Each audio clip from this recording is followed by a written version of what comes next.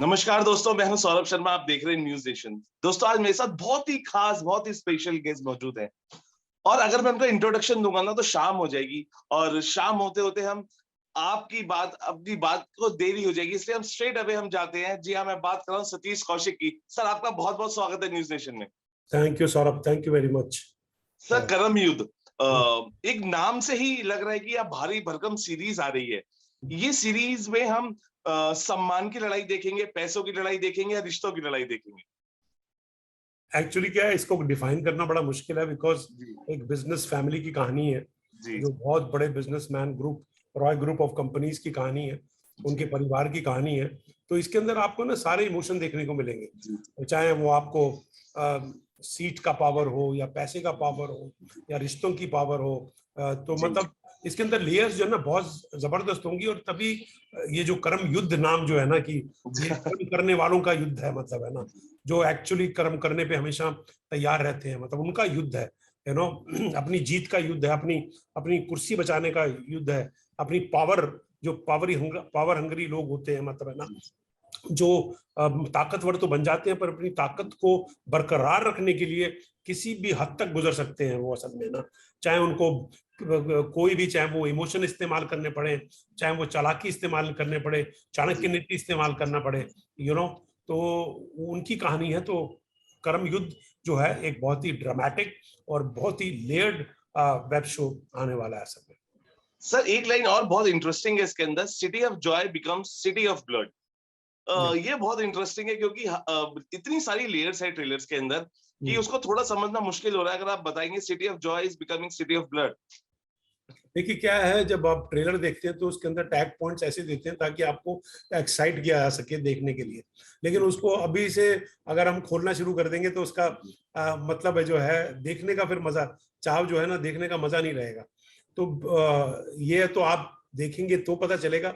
लेकिन जो टैगलाइन बोलती है कि city of Joy becomes a city of blood, you know, तो दैट इज क्या, क्योंकि पूरी कलकत्ता में शूट हुई है, यू नो, और कलकत्ता को सिटी ऑफ जॉय बोला जाता है बिकॉज वहाँ का कल्चर, वहाँ के लोग, वहाँ की भाषा, वहाँ का जो और बिजनेस फैमिली। कलकत्ता तो एक तरह से कंज्यूमर सिटी मानी जाती थी सबसे पहली, असल में, यू नो, जहाँ पे ये चाहे चाहे वो मारवाड़ी हो, चाहे वो बंगाली हो, चाहे वो, उनका बिजनेस बहुत रहा है। तो ये टैग पॉइंट जो है ये तो आपको देखने को मिलेगा कि वो सिटी ऑफ ब्लड कैसे बनती है असल में।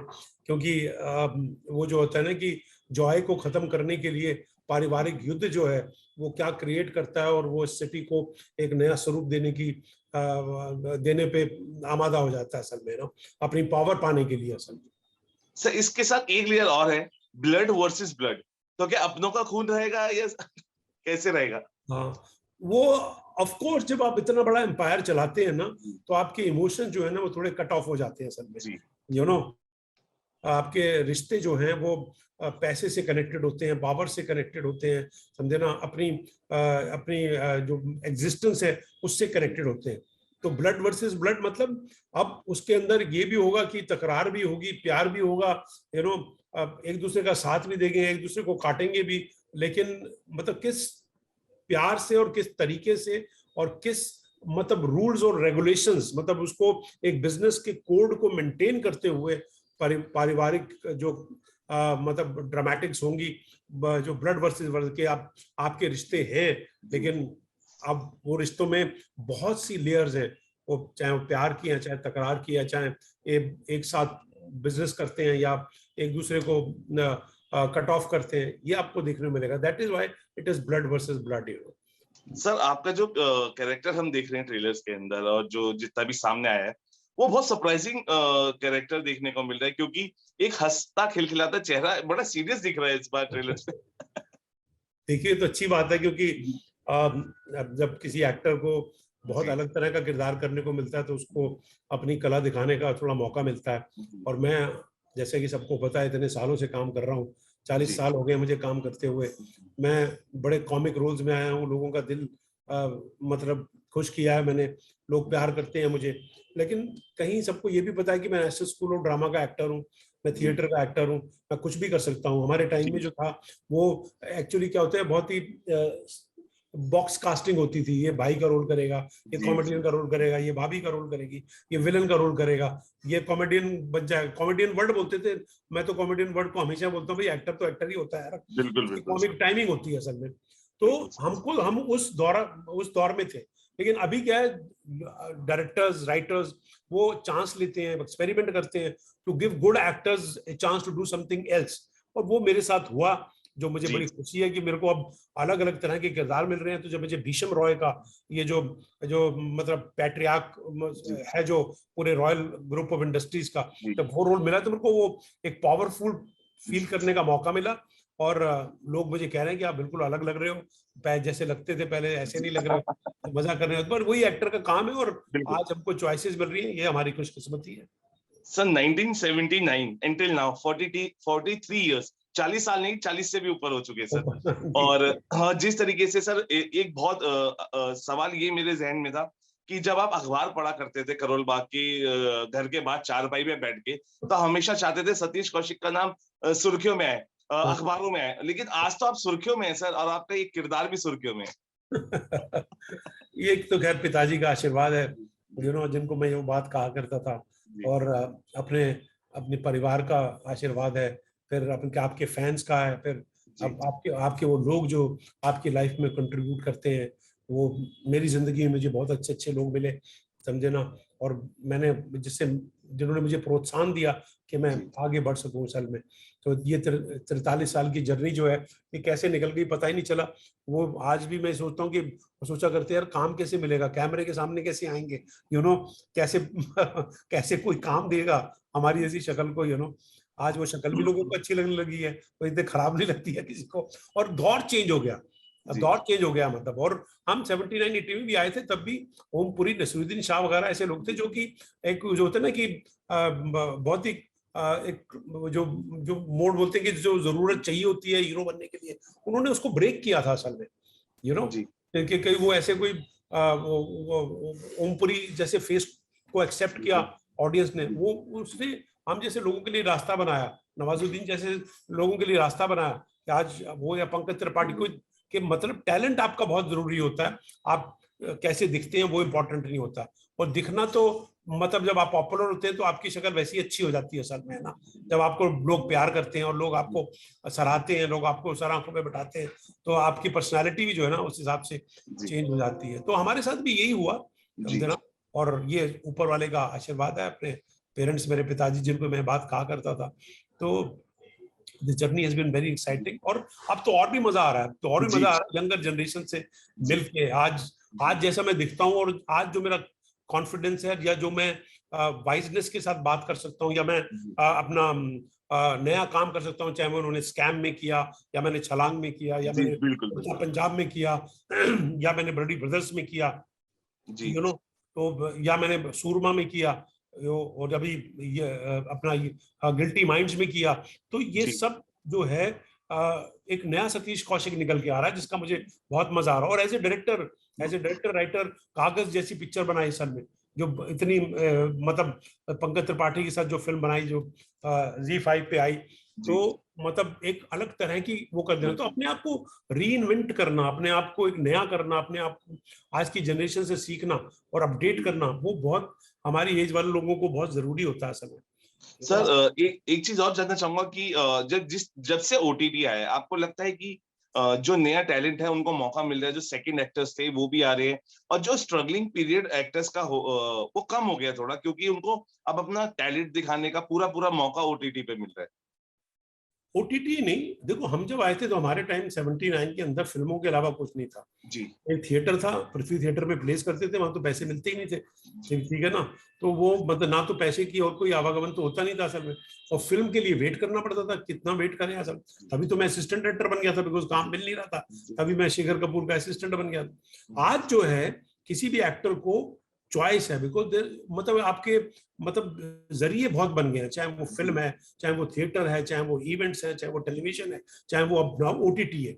और OTT जो है वो चांस लेता है। कई बार जमते तारा जैसा सीरियल जो था वो बिल्कुल नए लोगों के साथ था, वो कमाल के एक्टर्स निकले असल में, वो आज जो है ना मीन्स लोग नए चेहरे दिखना चाहते हैं, अब वो स्टार सिस्टम भी धीरे धीरे खत्म होता चला जा रहा है सब में ना, कि जरूरी नहीं है, मतलब स्टार भी अच्छा काम करेगा और अच्छी स्क्रिप्ट होगी और अच्छी पिक्चर होगी तो स्टार की पिक्चर भी देखेंगे, लेकिन स्टार की पिक्चर खराब हो गई तो पब्लिक नहीं देखेगी असल में। लेकिन एक न्यू कमर की पिक्चर बेशक छोटी होगी और हो सकता है उसके पहले दिन में कोई प्रॉब्लम हो, ओटीटी पे तो खैर इस तरह का टेंशन नहीं होता, लेकिन ये है कि न्यू कमर जो है उसको देखने में लोग इंटरेस्टेड है कि एक नया फेस है यार, ये क्या एक्टिंग कर रहा है यार, इसका टैलेंट क्या है, यू नो, वो लोगों ने एक्सेप्ट करना शुरू कर दिया और दैट इज व्हाई बहुत से नए लोगों को चांस मिल रहा है। और मतलब वो लोग बिजी हैं क्योंकि आज जरिए बहुत बन गए हैं, वो हमारे टाइम नहीं है कि मतलब घर पे खाली बैठे रहना पड़ता था असल में जब तक कि आपको फिल्म में काम ना मिले।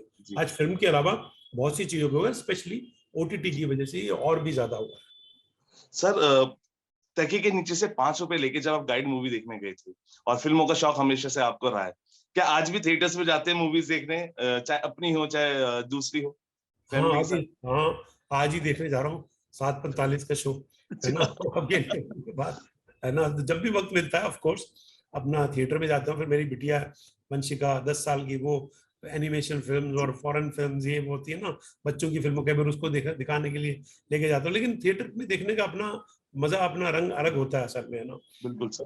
और कई बार क्या होता है बहुत इंटरनेशनल कंटेंट और ये वो ओटीटी पे, क्योंकि आपके घर पे होते हैं तो आपको टाइम की पाबंदी नहीं होती कि आपको इतने बजे शो पे जाना है, इतना टाइम निकालना है।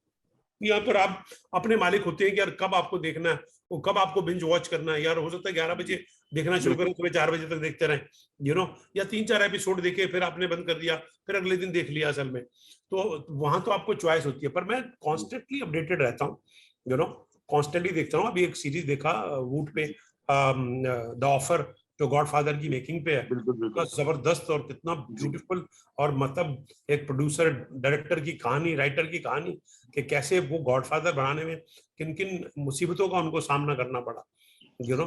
तो बहुत इंस्पायरिंग थी और किसी भी फिल्म मेकर के लिए वो बहुत इंस्पायरिंग हो सकती है असल बिल्कुल। में। हाँ। सर दिल्ली का करोड़ीमल कॉलेज एक ऐसा कॉलेज है जहाँ से जो डायरेक्टर्स की जो वो है ना खान, वो हिट डायरेक्टर्स की जो खान है हम कह सकते हैं वो आई है, उसमें से एक आप भी हैं। अपना जो आपने जितना अपना आपने प्रतिभा दिखाई है उसके बाद और बहुत सारे डायरेक्टर्स है करोड़ीमल के, आप समझ गए होंगे मैं हाँ हाँ, दिल्ली बहुत में। सारा, कबीर खान ग्लोबल जी कॉलेज जी का है। जी बिल्कुल। हमारी जो प्लेयर सोसाइटी है ना, वो जी किसी फिल्म इंस्टीट्यूट से कम नहीं है असल में, जी है ना। चाहे अली जी अब्बास जफर है, चाहे विजय जी कृष्णा है, बिल्कुल बिल्कुल। You know, Himanshu Rai writer है, जी बीमान कोई कैमरामैन है, बिल्कुल। मतलब देवेंदु एक्टर है, समझे ना। आपके एडी भी वहीं से हैं। हाँ यू नो, जी अपना आनंद विधात वो हमारे, बिल्कुल। यू नो, वहां से है। तो बहुत सारे मतलब मैं तो कई बार बोलता हूँ कि जी वाईआरएफ में जो है वो तकरीबन जो है जी प्रोडिमल कॉलेज के डायरेक्टर्स हैं वहां पर असल में, जी यू नो, कबीर खान से लेके अली अब्बास जी जफर और इससे, और अपना बहुत सारे हबीब हबीब फैजल, जी वो अभी भी प्रोडिमल कॉलेज बिल्कुल। से है, यू नो। जी सो इट इज, ये बाई चांस है, और हमारी क्योंकि हमारी द प्लेयर सोसाइटी बड़ी मशहूर थी और जी उसमें बहुत टैलेंट हुआ करता बिल्कुल। था, यू नो। तो आज सर भी आज जी भी वो बरकरार है, अभी भी बिल्कुल लोग निकलते रहेंगे वहां से। बिल्कुल बिल्कुल बिल्कुल। हाँ। सर योगी जी का यूपी और फिल्म सिटी जो हम अब देखने वाले हैं आने वाले टाइम में यूपी में, उसको आप कैसे देख रहे हैं? सर योगी जी की जो फिल्म सिटी है और जिस तरीके से निर्माण चल रहा है उसे आप कैसे देखते हैं सर? देखिए अच्छा है, बल्कि हर स्टेट जो है अब फिल्म की गतिविधियों पे बहुत ध्यान दे रहा है, और ये ताकि वहाँ के लोगों को अपने भूमि की पिक्चरें बना सके। तो उत्तर प्रदेश तो खैर बहुत अग्रसर रहा है क्योंकि बहुत सालों से काम कर रहे हैं, जी क्योंकि वहाँ पे फिल्मकारों को यू नो सब्सिडी मिलती है, और उत्तर जी भारत एक तरह से भारत को रिप्रेजेंट करता है असल में, जी जो जी वहाँ की भाषा है, वहाँ के पहनावा है, वहाँ के लोग हैं। तो अब लखनऊ या लखनऊ के आसपास बहुत पिक्चरें बनती हैं। मैंने अपनी अपनी कागज 2 अभी कंप्लीशन पे है, वो भी वहाँ शूट की असल में, कागज भी पहले वहाँ शूट की थी। तो जी जी उत्तर प्रदेश तो कर ही रहा है, और उत्तर प्रदेश अग्रसर है इसके अंदर, और उनकी नीतियां जो है और लोगों को मदद करने की उनकी बहुत अच्छी हुआ है। दूसरा, ये वहाँ ही नहीं, एक्चुअली अब सब जगह हो रहा है, हमारे हरियाणा के अंदर। जी हरियाणा बिल्कुल का तो क्या, मैं फिल्म प्रमोशन का चेयरमैन हूँ असल में, यू नो। बिल्कुल बिल्कुल। तो अब वहाँ पे गतिविधियां होनी शुरू हो रही हैं कि हम हरियाणवी फिल्में, हरियाणवी टैलेंट, हरियाणवी फिल्मकार वो सब निकल के आए। और हमारे जो चीफ मिनिस्टर हैं श्री मनोहर लाल खट्टर, वो बड़े जी कीन है कि वहाँ पे फिल्म सिटी बने जी पिंजौर के आसपास, यू नो।